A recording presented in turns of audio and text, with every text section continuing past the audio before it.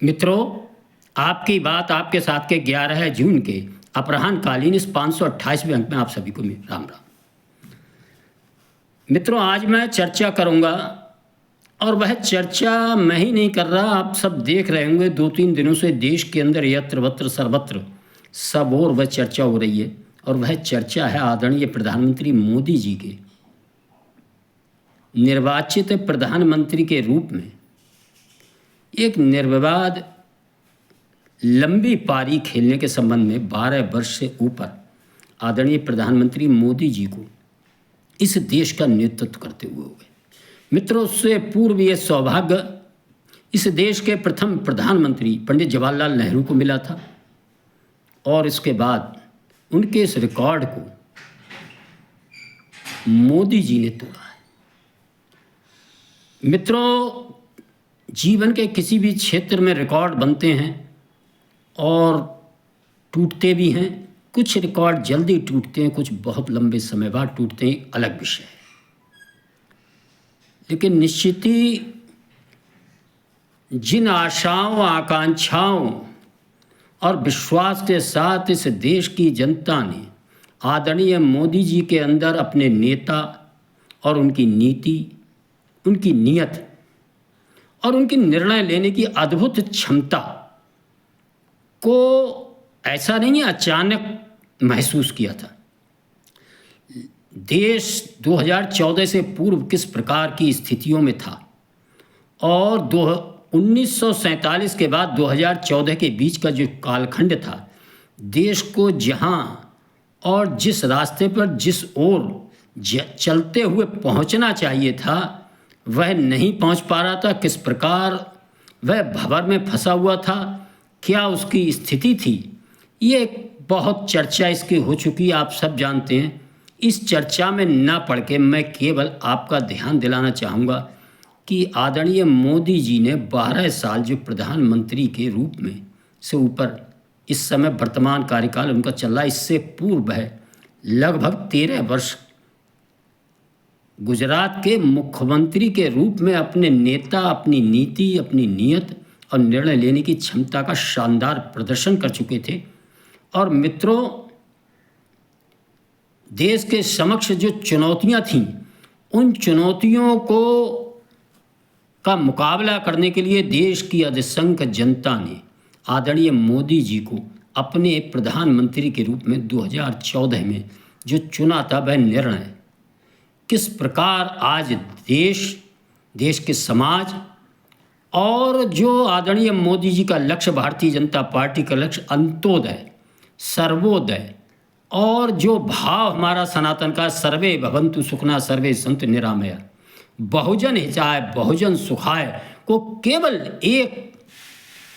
नीति ने, एक नियत ने बदला, वह है राष्ट्र सर्वोपरि। राष्ट्र हित के आगे कुछ नहीं, ना पार्टी का हित, ना अपना व्यक्तिगत हित। केवल इतने से अंतर के कारण जो पिछले मैंने चर्चा की थी कि 1947 के बाद ऐसा नहीं कि वह नेता अच्छे नहीं थे,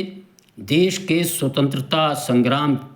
आंदोलन के तपे तपाए नेताओं की एक बहुत बड़ी फौज थी, सर्व समाज से निकले नेता थे। लेकिन किस प्रकार उनकी नीयत भी देश को आगे ले जाने की थी। वह देख रहे थे उनके साथ आज़ाद हुए चीन हो, जापान हो, सिंगापुर, ऐसे बहुत से देश किस प्रकार अपने देश को आगे बढ़ाने के काम में जुटे हुए थे। उसी मनोभाव से वह नेता भी जुटे थे। लेकिन कहीं ना कहीं उनकी नीति और नीयत में वंशवाद, मेरे बेटा मेरी बेटी, व किस प्रकार लोकतंत्र में जो वोट का महत्व होता है, उस वोट बैंक को बनाने के कारण उनके नज़रों के सामने से वह लक्ष्य कहीं ओझल हो गया कि राष्ट्र सर्वोपरि और दल इसके बाद और अपना हित सबसे बाद में। मित्रों, दुर्भाग्य से उस कालखंड के बहुत बहुत अच्छे नेताओं ने किस प्रकार अपने को, अपने स्वयं अपने हित, अपने बेटा बेटी के हित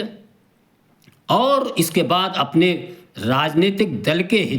हित के लिए चिंतन मनन व कार्य करना शुरू किया। उसमें राष्ट्र हित, अंत्योदय, सर्वोदय, सर्वे भवन्तु सुखना, सर्वे सब निरामया, बहुजन हिताय बहुजन सुखाय का लक्ष्य बहुत पीछे रह गया। ये केवल एक नारे बनकर रह गए। मित्रों, उनके इस राष्ट्रीय स्तर पर ही ये कार्य नहीं हो रहा था। ये फिर हम सब ने देखा धीरे धीरे ये जहर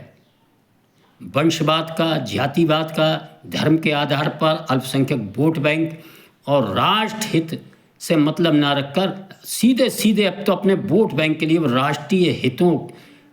के काम ना करके राष्ट्रीय हितों के विरोध में सीधे सीधे बात करने लगे। ऐसे बहुत से राजनीतिक दलों की आपने चर्चा सुनी होगी। वर्तमान समय में टीएमसी पार्टी की बहुत इस संबंध में चर्चा हो रही है और ये हम सब जानते हैं। मित्रों, इन कारणों से देश को जिस उन्नति के रास्ते पर इन 60 वर्षों में लगभग पहुंचना चाहिए था वह नहीं पहुंच पाया। और 2014 के बाद देश ने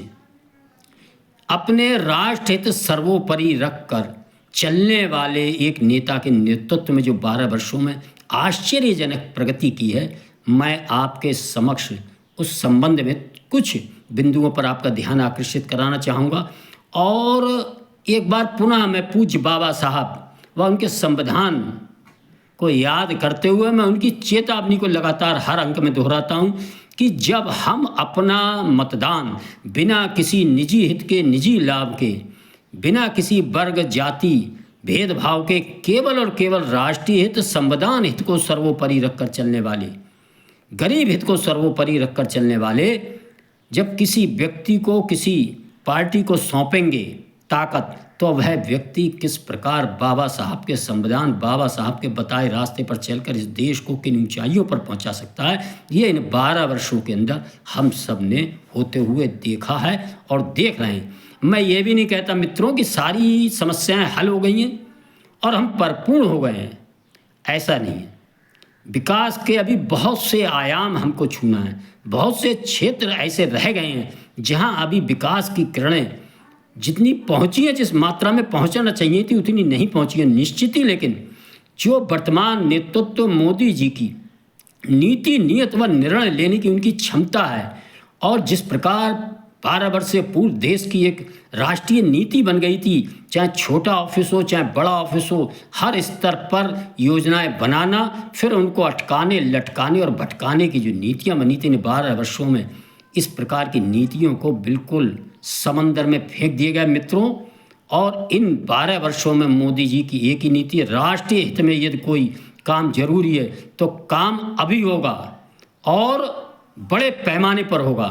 और सफलता के साथ उसको पूरा होते हुए भी हम देखेंगे। विभिन्न योजनाएं मैं आपका ध्यान दिलाना चाहता हूं। 2014 के बाद किस प्रकार मोदी जी ने पहला कारनामा किया था, इस देश के प्रत्येक नागरिक को बैंक के अंदर बुलाकर उनका खाता जो खुलवाया था, किस प्रकार हम सब ने वह दृश्य याद होंगे। एक एक व्यक्ति का